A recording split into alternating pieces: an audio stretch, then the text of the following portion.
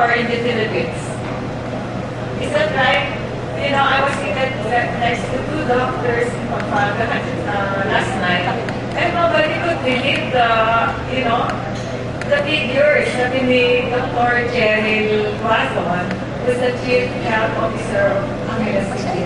I have to check my records. Because that's how, I think, according to me, na we were, well, at least not one of the top five, highest, still, mataas pa rin. Yeah, not included in the top 5, but in the top 10. Okay, top 10. Whatever, we should have that, diba? Considering that this is so near to Manila, everything's like, it's so near to Clark, there are many hospitals here and all that. Pero hindi talaga katali doon. The presence of hospitals pala alone will not really ensure the complete reduction of undernourished. From time to time, CBN I would meet, functions, and she would not stop talking about this. Maybe still goes here.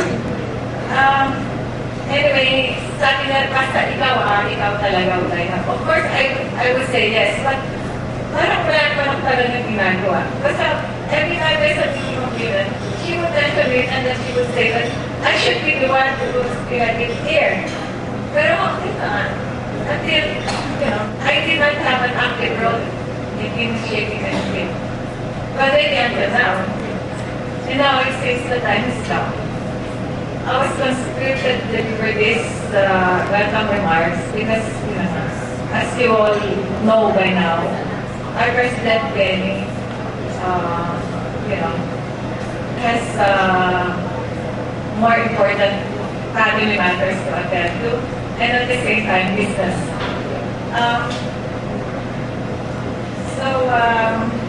Being only one of two lately members of the CBC board, actually, for a long time, for like 10 years, ako lang ako isa. Pero ngayon, dalawa kaming lately members. We are 11 members of the board, including Benny. Dalawa lang kaming babae. And kaya ako pinaka-accessible dito.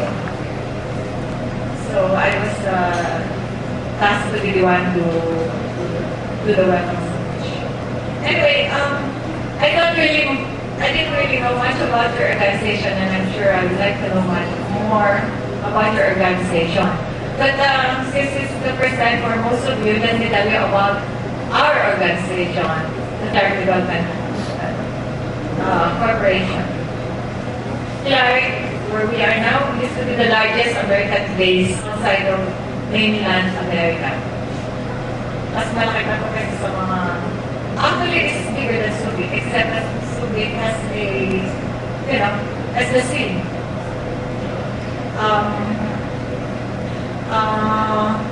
Manuel was asking me kanina, how many hectares is this? And it's like 29,500. You could actually fit in Singapore inside Clark. That's how big it is. Anyway, the Americans employ the highest number of employees. Lahat ng mga tao dito ng kabuhayan nila nagmumula sa Clark. If there were many businesses, alam na siguro yung mga PX foods, siguro may mga nakapamili na sa noon.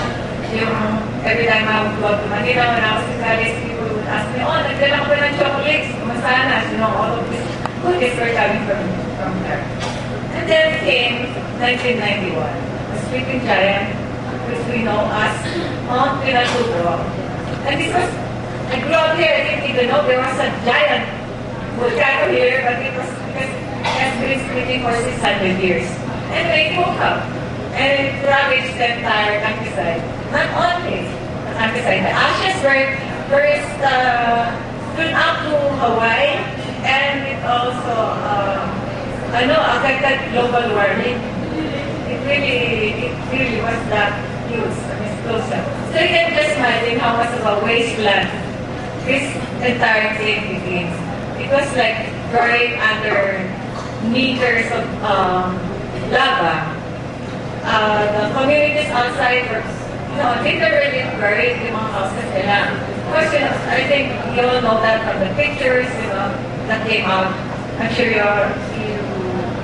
you know, all of us are at that certain age already when we understand what happened in 1991. So needless to say, nawala ng trabaho yung mga tao dito, the economy was shut. At that time, the president was FDR, President Ramos. So he knew that something had to be done. And so he created the Clark Special Economic Zone. That was intended to, actually, first Business Conversion Development Authority, which created Clark Development Corporation. So under kami sa PCDA, which is in charge of the global city, construction of the global city. So, inch by inch, siguro brick, you could say brick by brick, na rebuild naman itong Clark. So, it has been 16 years ago since this Clark Development Corporation was created, and now there are only 300 of the main zone, which is 4,500 hectares. Only 300 hectares remain to be leased out. Everything has been leased out to investors, giving rise to thousands of jobs for people here. And also, as part of our parallel development, we have a lot of the communities that were raised by Lahar. From as far as Concepcion, Tarlac, to, for the surrounding areas, for Avila City, Mabalaka, Bamban, mga 8 towns and municipalities. We usually, the politicians to ask for, help. Pwede ba pagin ng road na to? Pwede ba pagin ng ganito? And then, of course, they have always practiced CSR, Corporate Social Responsibility. Since August 19, not 19, since last year, August 2008, when Benedict Ford, our president, and the president of India, assumed office, biglang nagkaroon ng place yung CSR namin. Kasi, kung dati, mga roads lang, mga naging mas kumbaga sa economy, nag-trickle down na yung help namin, yung CSR namin, sa mga talaga nangangailangan. We've all heard about, I don't know, maybe not all of you were at the dinner last night, no? We have in partnership with the PDF, the CDC has funded a given place to the prosthetics lab of the PDF's walking tall program. And meron pa kami mga nagbibigay ng legs sa mga intelligent kapampangan.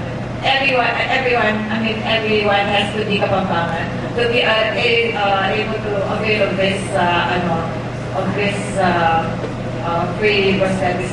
Yung mga walang legs, tapos nagkaroon ng legs, nagkaroon sila ng buhay. I mean, you can really see the change in their personality, nagkakaroon sila ng hope, at nagkakaroon ng bagong buhay talaga individually.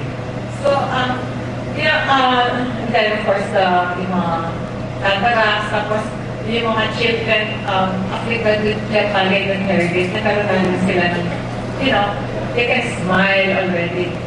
So, yan ang isa sa mga and we hope that with your presence here now, we could also, be partners with you in the near future so that yung your organization can help a lot of NGOs, partners, franchisees, franchisors, or whatever here in Pampanga and even Central Luzon.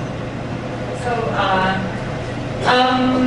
I don't know if we have time, but if you will allow a 4-minute,